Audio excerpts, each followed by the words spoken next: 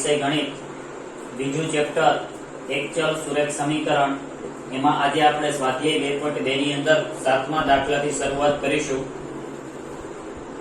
સૌપ્રથમ આપણે એની રકમ જોઈએ તો 8 ના 3 ક્રમિક ગુણિતો 8 ના 3 ક્રમિક ગુણિતો તો 3 ક્રમિક ગુણિતો કઈ રીતના હોય તો કે x x+1 અને x+2 આ પ્રમાણે હોય।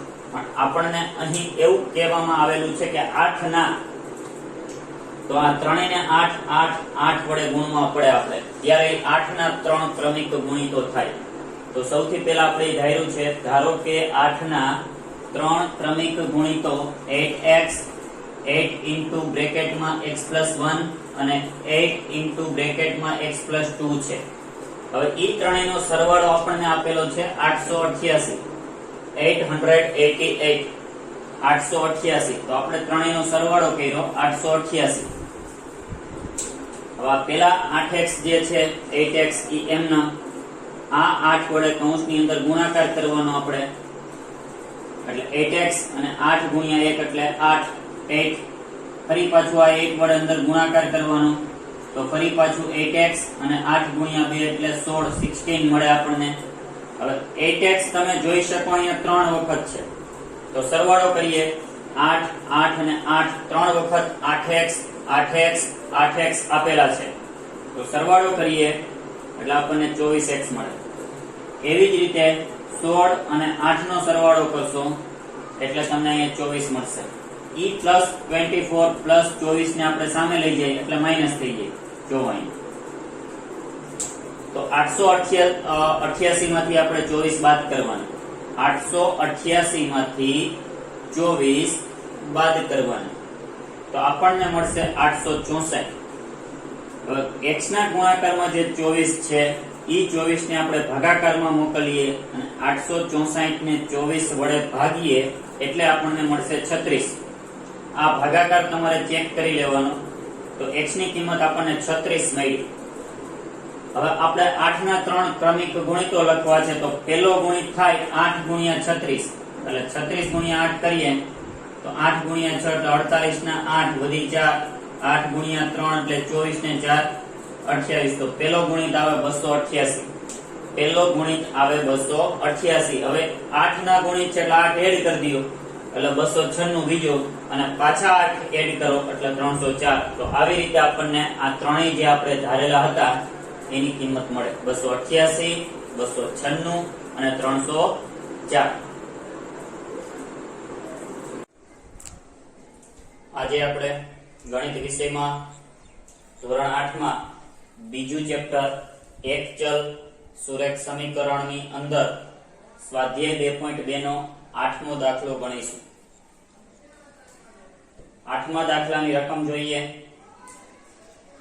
ચડતા ક્રમમાં રહેલી 3 ક્રમિક પૂર્ણાંક સંખ્યાઓને તો આપણે 3 ક્રમિક પૂર્ણાંક સંખ્યાઓ ધારી લેવાની।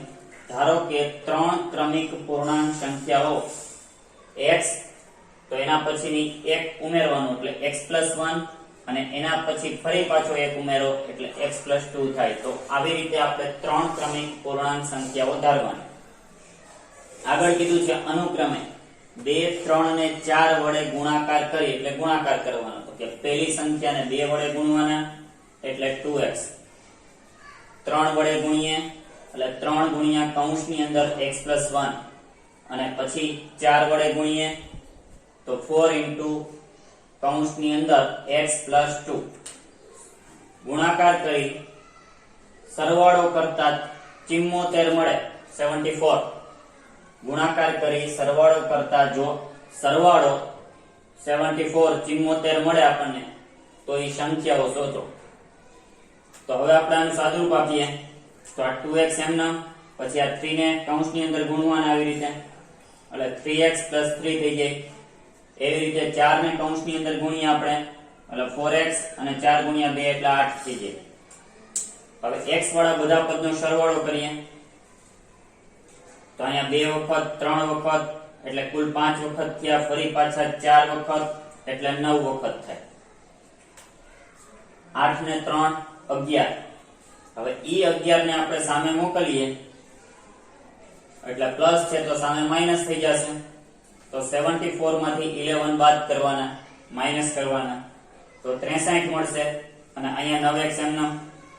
હવે x ના ગુણાકારમાં જે 9 છે ગુણાકારમાં હોવાથી સામે એને ભાગાકારમાં મોકલવાના, તો 63 ભાગ્યા 9 કરીએ એટલે 9 સત્તા 63 એટલે x ની કિંમત આપણને 7 મળશે. x ની કિંમત 7 મળશે. તો આપણે જોયું પેલી સંખ્યા આપણે x ધારી હતી તો 7, પછી 1 ઉમેરો એટલે 8 અને 2 ઉમેરો એટલે 9 મળે આપણને. તો માંગેલ 3 ક્રમિક પૂર્ણાંકો થશે 7, 8 અને 9. તો આ 3 ક્રમિક સંખ્યાઓ થઈ. સ્વાધ્યાય 2.2 નો 9મો દાખલો જોઈએ. રાહુલ અને હારૂનની હાલની ઉંમરનો ગુણોત્તર 5:7 છે.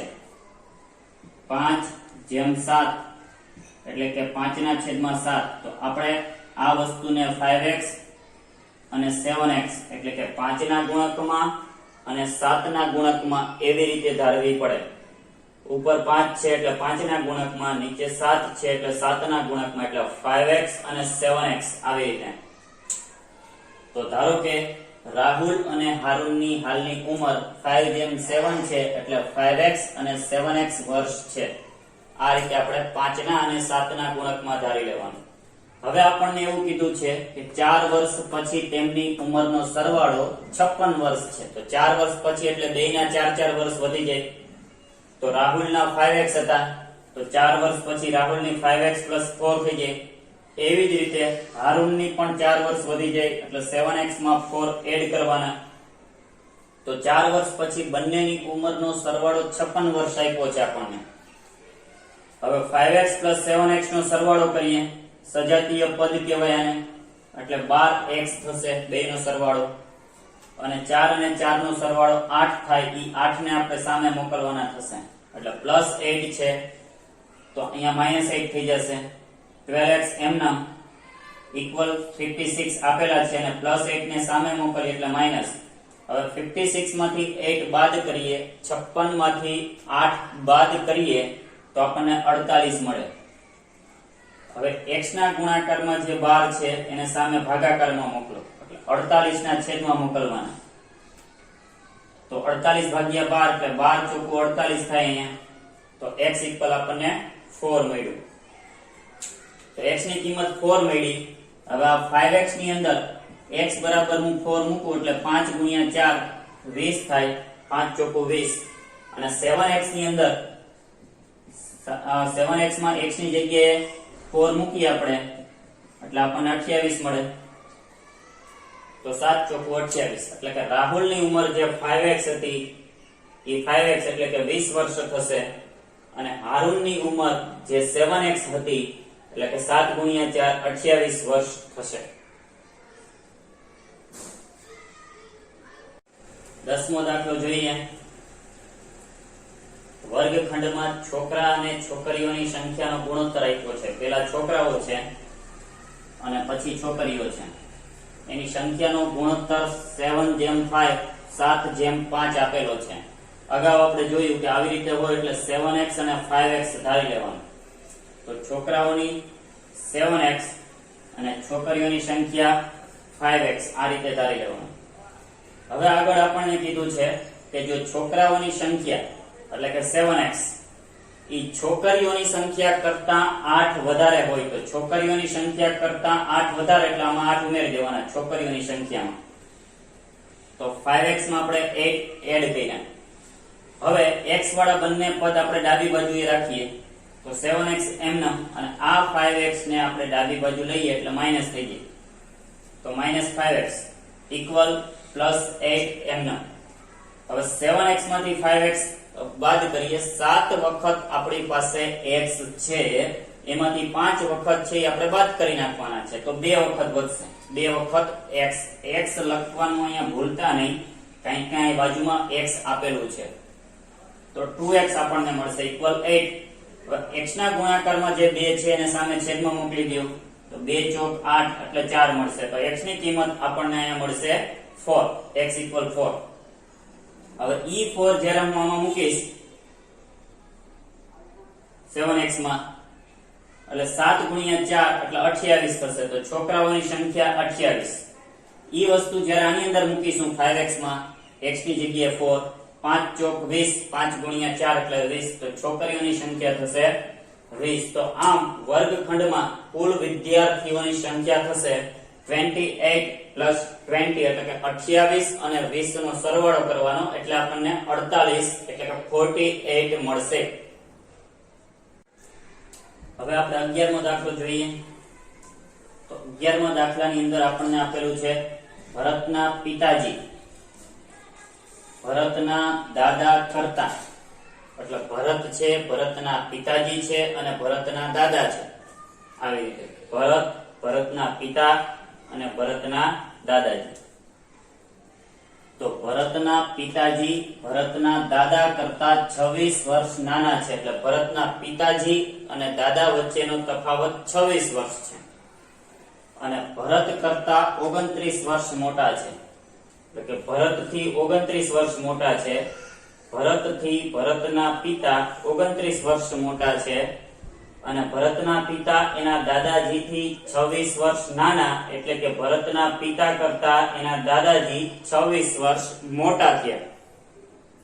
તો ભરત અને એના પિતાજી વચ્ચે 29 વર્ષનો તફાવત છે અને પિતાજી અને દાદાજી વચ્ચે 26 વર્ષનો તફાવત છે. તો આપણે અહીંયા ભરતની ઉંમર ધારીશું કે ધારો કે x વર્ષ છે, ભરતની ઉંમર x વર્ષ છે. હવે તો એના પિતાની કેટલી થાય તો કે 29 વધારે, એટલે x માં 29 ઉમેરવાના. તો ભરતના પિતાજીની ઉંમર x plus 29, x એમાં 29 ઉમેરીએ તો આટલા વર્ષ એના પિતાજીની ઉંમર થાય.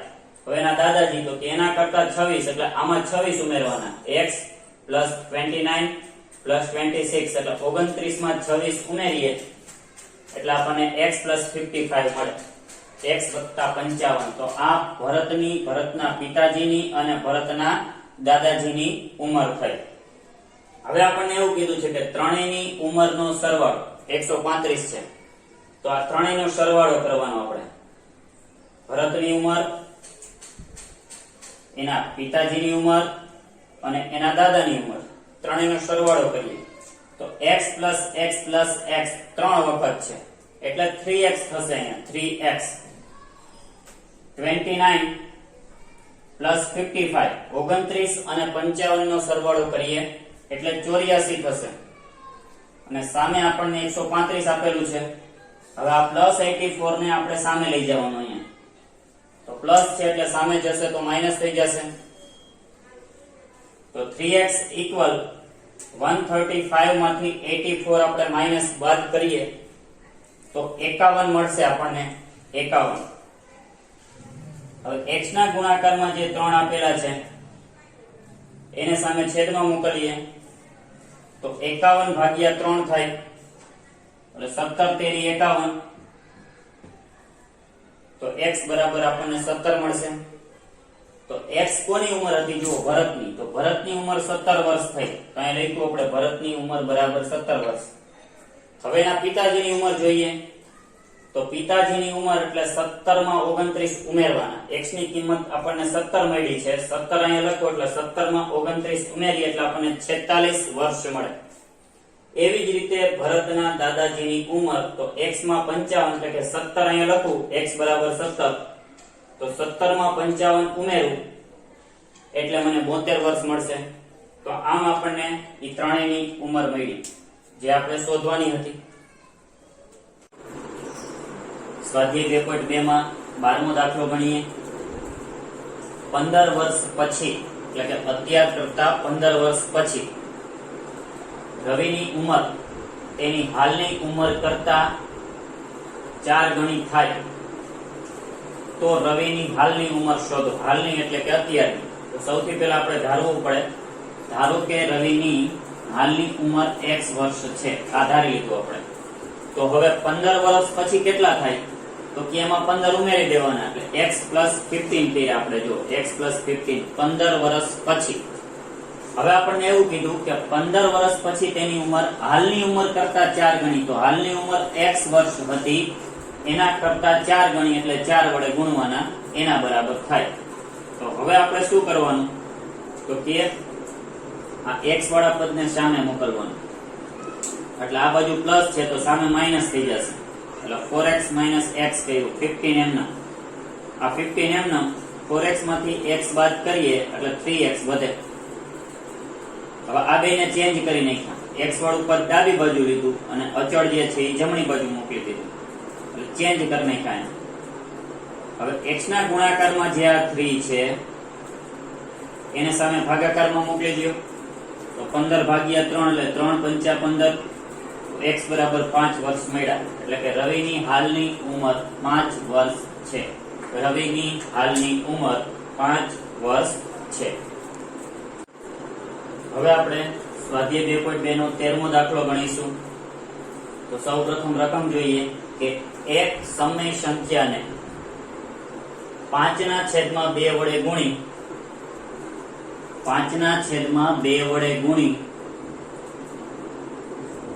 જે પરિણામ મળે એમાં 2/3 ઉમેરવાના, એટલે આપણને -7/12 મળે. આવું આપણને રકમમાં કીધું છે. તો એ સમય સંખ્યા આપણે શોધવાની છે. તો આપ સૌ જાણો છો કે સૌથી પહેલા આપણે શું કરવાનું, તો કે સૌથી પહેલા આપણે એ સમય સંખ્યા ધારવી પડે. તો ધારો કે માગેલ સમય સંખ્યા x છે, આવી રીતે ધારવી પડે. હવે ઈ સંખ્યાને સૌથી પહેલા આપણે શું કરવાનું છે, તો કે 5/2 વડે ગુણવાના છે. જો અહીંયા ગુણ્યા, હવે તો કે એની અંદર 2/3 ઉમેરો, એટલે ઉમેર્યા તો શું મળશે, તો કે એના બરાબર આપણને -7/12 -7/12 મળશે, એવું રકમમાં કીધેલું છે. તો એનો ઉપયોગ કરીને આપણે સૌથી પહેલા સમીકરણ બનાવ્યું. હવે આપણે આ સમીકરણને ઉકેલવાનું છે, એટલે કે x ની કિંમત મેળવવાની છે. તો સૌથી પહેલા આપણે શું કરવાનું, તો કે પહેલા છેદમાં 2 આપ્યા છે, જો અહીંયા છેદમાં 2 આપ્યા છે, પછી છેદમાં 3 આપ્યા છે અને સામે છેદમાં 12 આપ્યા છે. તો એક જગ્યાએ છેદમાં 2 છે, 3 છે અને છેલ્લે 12 છે. તો 2, 3 અને 12 નો આપણે લસા લેવો પડે, એટલે કે બધી જ જગ્યાએ છેદ સરખા કરવા પડે. તો 2 અને 3 ના ઘડિયામાં 12 આવે છે, 2 અને 3 ના ઘડિયામાં 12 આવે છે, અને 2, 3 અને 12 ત્રણેયનો લસા લેશું તો પણ એ 12 જ થશે. તો આપણે આ બે જગ્યાએ છેદમાં 12 કરવાના. તો એટલા માટે 2 ને કેટલા વડે ગુણવા પડે, તો કે 6 વડે. એટલે અંશ અને છેદ બંનેને 6 વડે ગુણી નાખવાના સમછેદી કરવા માટે. એવી રીતે 3 ને કેટલા વડે ગુણવા પડે, તો કે 4 વડે. તો અંશ અને છેદ બંનેને 4 વડે ગુણી નાખવાના, અને અહીંયા ગુણવાની જરૂર નથી, અને ગુણવા જોઈએ તમારે તો 1 વડે ગુણવાના થાય આવી રીતે. તો હવે અહીંયા 6 દુ 12, અહીંયા 4 તેરી 12, તો બે જગ્યાએ છેદમાં 12 થઈ ગયા. અહીંયા તો હતા જ. અહીંયા 6 પંચા અને 30, 30x, x લખવાનું ભૂલાય નહીં, જોજો. 4 ગુણ્યા 2 એટલે 8, 4 દુ 8. તો હવે છેદમાં 12 થઈ ગયા એટલે લસા 12 અને અંશનો સરવાળો છે તો સરવાળો કરી નાખવાનો. 30x + 8, x વાળું પદ છે અને અચળ છે એટલે બે અલગ અલગ જ રહેશે.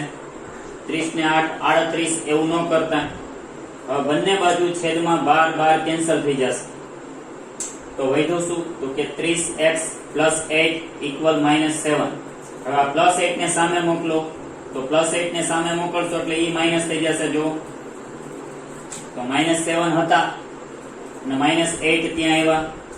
બેયની નિશાની સરખી છે, સમાન નિશાની હોય એટલે સરવાળો થાય, પણ નિશાની તો જે હોય તે જ રહે. તો સામે જો 30x એમના ઇક્વલ બરાબર પછી -15 -15, કારણ કે આ બંનેનો સરવાળો થશે, સરખી નિશાની છે એટલે. હવે 30 ગુણાકારમાં છે એને સામે ભાગાકારમાં મોકલો, તો 15/30 આગળ માઈનસની નિશાની એમના -15 ગુણ્યા 1, 15 એકા 15, 15 દુ 30, આ 15 15 ઉડી જાય તો -1/2. આ માઈનસ નિશાની આગળ છે તે, અને 1/2 1/2 વધે. તો -1/2 એ માગેલ સમય સંખ્યા થઈ. હવે આપણે 14મો દાખલો ગણીએ. લક્ષ્મી એક બેંકમાં ખજાનચી છે, તેની પાસે 100 રૂપિયાના મૂલ્યની, 50 રૂપિયા અને 10 રૂપિયાના મૂલ્યની ચલણી નોટો છે. હવે ઈ નોટોની સંખ્યાનો ગુણોત્તર આપણને આપેલો છે 2:3:5. આવી રીતે 2:3:5.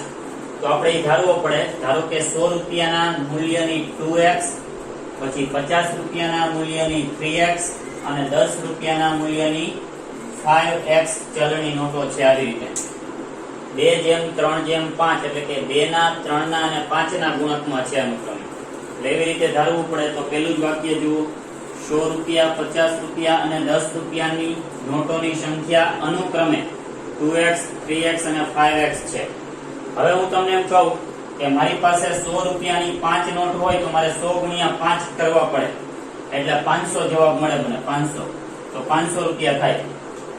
તો એવી રીતે 100 રૂપિયાના મૂલ્યની મારી પાસે 2x નોટ છે, તો મારે 100 ગુણ્યા 2x કરવા પડશે. 100 ગુણ્યા 2x એટલે કે 200x રૂપિયા એમાંથી થાય. 200x. તો અહીંયા જો 100 ગુણ્યા 2x કર્યા એટલે 200x મળ્યા આપણને. હવે એવી જ રીતે 50 રૂપિયાના મૂલ્યની 3x છે, તો 50 ગુણ્યા 3x કરવા પડે. અને એવી જ રીતે 10 રૂપિયાના મૂલ્યની 5x નોટ છે, તો 10 ગુણ્યા 5x કરવા પડે. અને આ બધાનો ટોટલ થઈ આપણને આપેલો છે કે કુલ 4 લાખ રૂપિયા છે. કુલ 4 લાખ રૂપિયા છે. 100 રૂપિયાની જેટલી નોટો છે, 50 રૂપિયાની જેટલી છે અને 10 રૂપિયાની જેટલી છે, એ બધું મળીને 4 લાખ રૂપિયા થાય છે.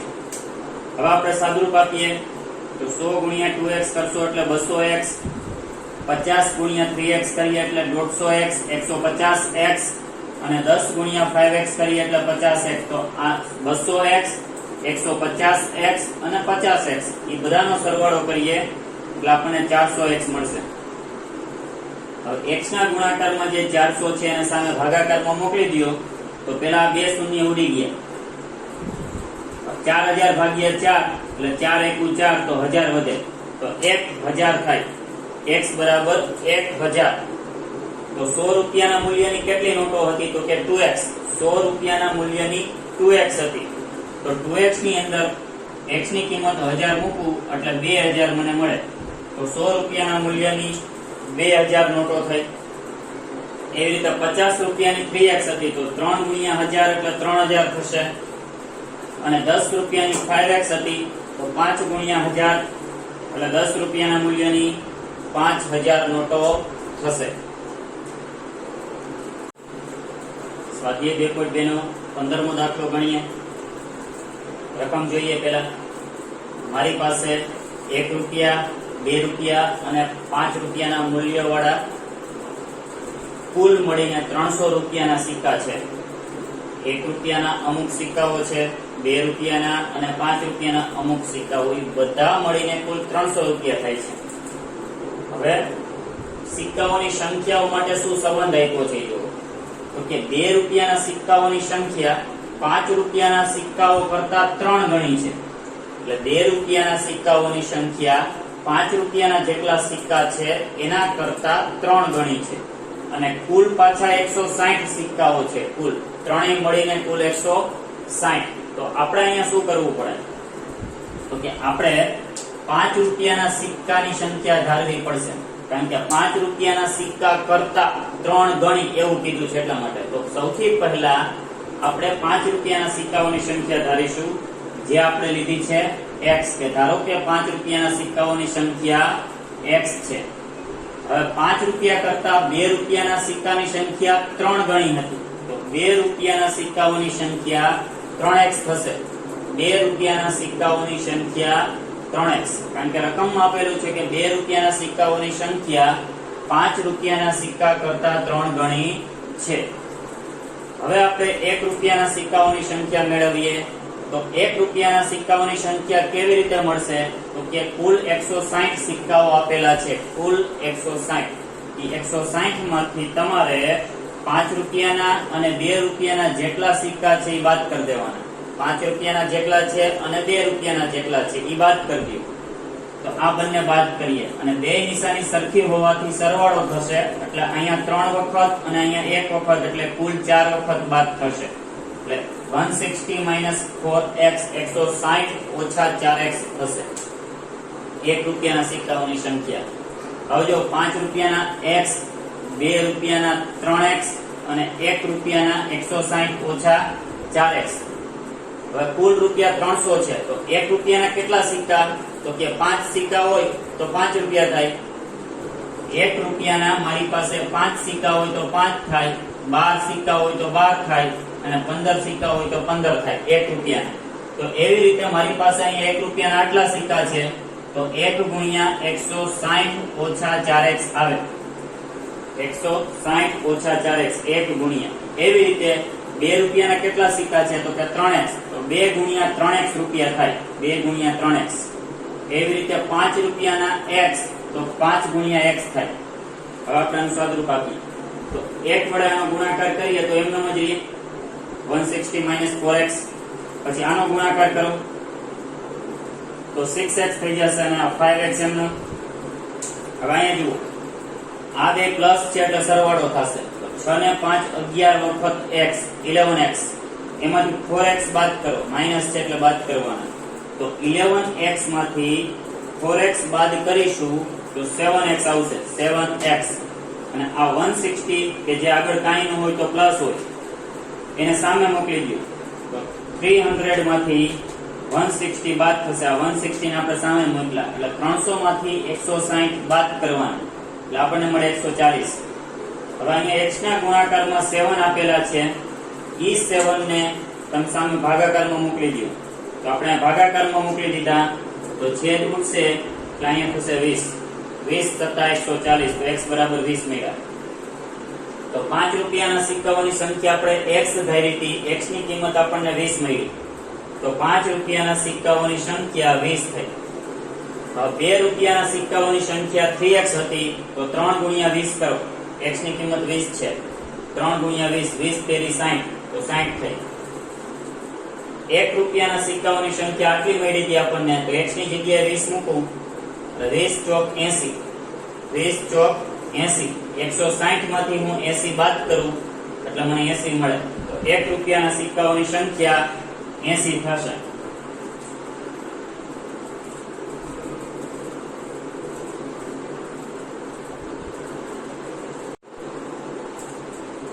સોળમો દાખલો ગણીએ આપણે. એક નિબંધ સ્પર્ધાના આયોજકોએ પ્રત્યેક વિજેતાને, એટલે કે જે વિજેતા થશે તેને 100 રૂપિયા અને વિજયી ન બનનાર દરેક સ્પર્ધકને 25 રૂપિયાનો પુરસ્કાર આપવાનું નક્કી કર્યું. અને આવી રીતે કુલ એને પુરસ્કાર સ્વરૂપે 3000 રૂપિયા આપવા છે. કુલ 63 સ્પર્ધકો છે, તો એમાંથી કેટલા સ્પર્ધકો વિજેતા બન્યા એ સંખ્યા આપણે શોધવાની છે. વિજેતા થનાર સ્પર્ધકની સંખ્યા શોધો. તો જે પૂછ્યું છે એ ધારવું પડે. તો ધારો કે વિજેતા થનાર સ્પર્ધકોની સંખ્યા x છે, કુલ 63 છે. કુલ 63, તો આ 63 માંથી x વિજેતા છે, તો બાકીના બધા વિજય ન બનનાર ત્યાં, એટલે 63 માંથી x બાદ કરી નાખવાના, તો આટલા થાય વિજયી ન બનનાર. તો વિજયી ન બનનાર સ્પર્ધકોની સંખ્યા થશે 63 - x. 63 માંથી જેટલા વિજયી બન્યા એ બાદ કરી નાખવાના. હવે જેટલા વિજયી બનશે એને કેટલા રૂપિયા ઇનામ મળશે? તો કે 100 રૂપિયા. આ રીતે 100 રૂપિયા. તો x વિજયી બન્યા છે તો 100 ગુણ્યા x થશે, એટલે 100x જેટલા રૂપિયા એમાં વયા જશે. 100x. હવે બાકીના, તો કે બાકીના જેટલા છે એ બધાને 25 મળશે, તો 25 ગુણ્યા 63 ઓછા x થશે. 25 નો ગુણાકાર 63 સાથે અને x સાથે કરવાનો, તો 25 ગુણ્યા 63 કરશું એટલે આપણને મળશે 1575 અને 25 ને x વડે ગુણીશું એટલે 25x મળશે. હવે અહીંયા આપણી પાસે 100 વખત x છે. 100 વખત, એમાંથી 25 વખત બાદ કરી નાખવાના છે, તો 75 વખત વધશે. અને આ પ્લસ 1575 ને સામે મોકલો 3000 ની પાસે, તો 3000 તો છે જ, આને પ્લસ ને સામે મોકલો એટલે માઇનસ થઈ જાય, તો આમાંથી આ બાદ કરો એટલે 1425 મળશે. હવે x ના ગુણાકારમાં જે 75 છે એને સામે ભાગાકારમાં મોકલો તો 1425 ભાગ્યા તમે 75 કરશો એટલે તમને 19 મળશે. x ની કિંમત થશે 19, એટલે કે વિજેતા થનાર સ્પર્ધકોની સંખ્યા x બરાબર 19 થશે. વિજેતા થનાર સ્પર્ધકોની સંખ્યા આપણને 19 મળશે.